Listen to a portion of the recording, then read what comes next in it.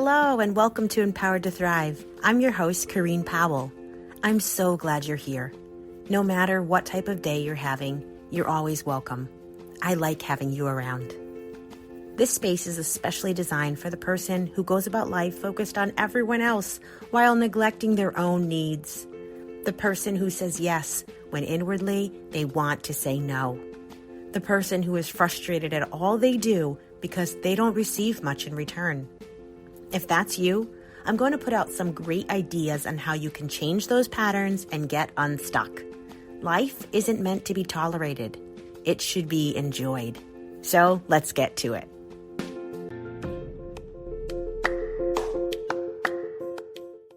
Hello, friend. I'm so glad to have this time to chat with you. I want to share with you about how I've come to be comfortable as my authentic self. There's so much to it, and it's been a gradual process.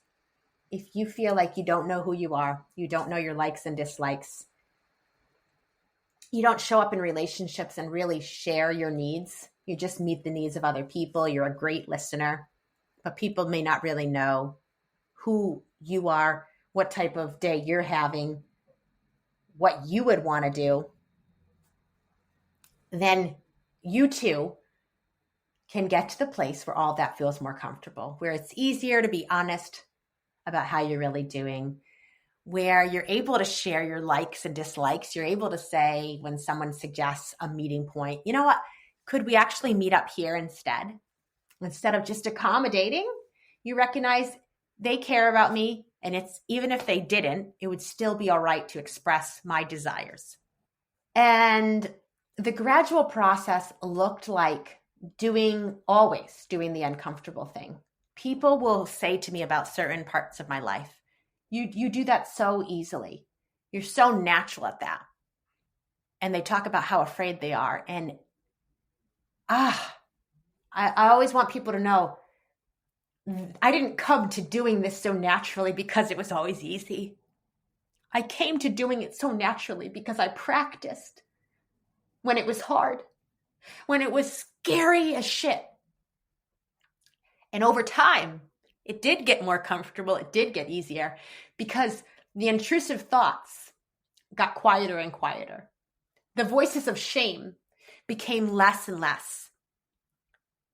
I started to celebrate and appreciate and love myself more than ever. And I started to surround myself with people who also celebrated me, who liked me for who I am. But how could I know if they liked me for who I am if they never saw who I authentically am? You see, it's up to us to show people the real you, the real me. They won't know if they like you if they don't know who you are. If we become the chameleon, we say the thing we think other people want us to say. We act in the way that we feel is appropriate or expected. And we never share our opinion. We never do what we would truly want to do. How do we expect people to like us? They don't even know who we are. It's only up to us if we will show up authentically. Nobody else can do that for us. So what feels hard initially becomes easier over time. What feels uncomfortable becomes more comfortable. What feels risky and scary gets a little bit easier or gets a lot easier. Anytime you're starting a new practice, it's going to be difficult. You're going to not know what to do, or you're going to be a little shaky or rusty. And then you get better at it as you go. Think about it. Think about the sport you tried out, the instrument you began to play, the job that you became skilled at. Did you start that way? And if you think about all those areas, I mean, maybe you're really skilled, but did you start at everything where it was easy? What's the one thing that was harder initially that got easier over time? Think about that example and apply that to what I'm saying. I think it is really important to both learn how to like our own self and to surround ourselves with people that like us. But over time, I think what becomes most important is that you like who you are. Because I can't sit here and guarantee you're always going to be surrounded by people that like you. But if you always like you, then you're always going to be surrounded by somebody who likes you. You hear my emotion because it is so deep in my core, this message that we must fall in love with ourselves in order to show up authentically, in order to not need other people for us to be all right. It is so wonderful to have great friends, to have a supportive partner, to be engulfed in a community that celebrates you. But that may not always be the case. But you will always be with you. Work at loving yourself. Strive to support yourself, and you will be doing so well. Your inner child, that little girl or boy you used to be, deserves your loving support. They may not have had a parent who liked them. They may not have been treated well by the siblings they grew up around. You might not have had great teachers or other people in your life. But now you are the wise, loving adult who can show up for that little kid you used to be, figuratively speaking. But the cells of your body remember how all this feels, to feel rejected, to feel disliked, to not be invited. You get to show up for that little person in your mind's eye and say, hey, I like who you are. I want to be with you. Come on, come with me. You're living every day with yourself. But are you actually happy with that? Do you speak rudely about yourself? Do you put yourself down, shame yourself? Or do you actually feel deep within your core, the celebration over your life? Do you look in the mirror and like what you see? I used to hate what I saw in the mirror. I would look in the mirror and I would only see the flaws. I would see the things that I didn't like. I would think so rudely of myself. Now I look in the mirror and I smile back at that girl I see because I like her so much, because I think she's amazing. It might sound odd to you, and that's all right if it is. I listen to my own messages, like the podcast episodes, because I have to preview them before I publish them. And my words speak to my own soul. It's like I'm listening to somebody else and I'm like, wow, what she's saying is beautiful. That's not about being prideful, full of myself. That's not disgusting. That's an embodiment of love. That's being able to line myself up with the people I consider my best friends, my favorite people, and being in that lineup. If you already experienced it, you know how satisfactory it is.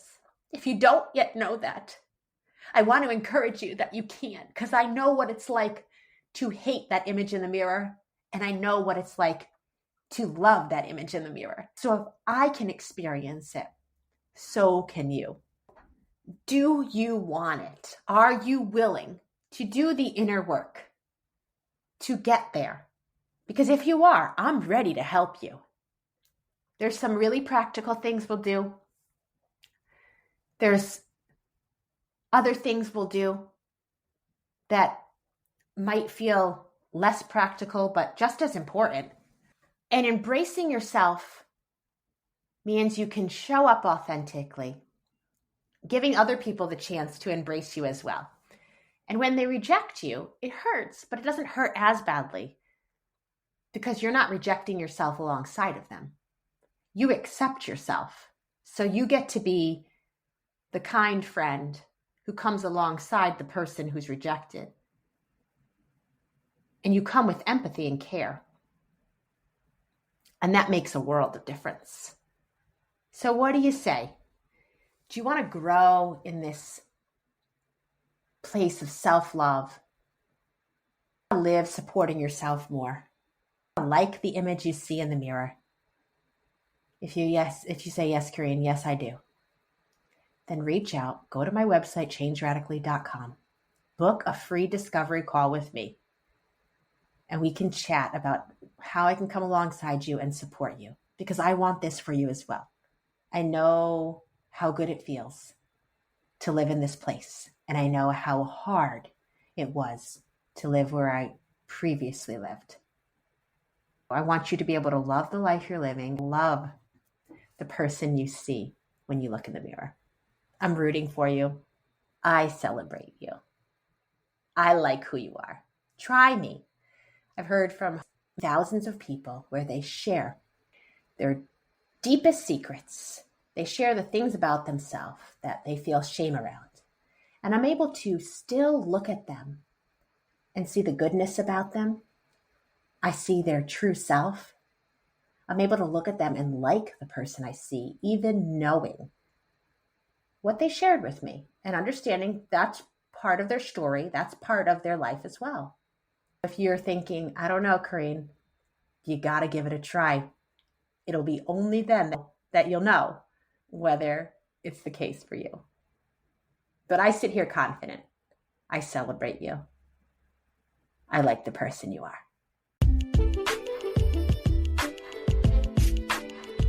We've come to the end of another episode. I'm so glad you stuck around.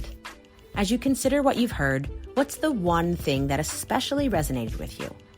What's one way you can start to implement change into your life? Too much too soon isn't sustainable.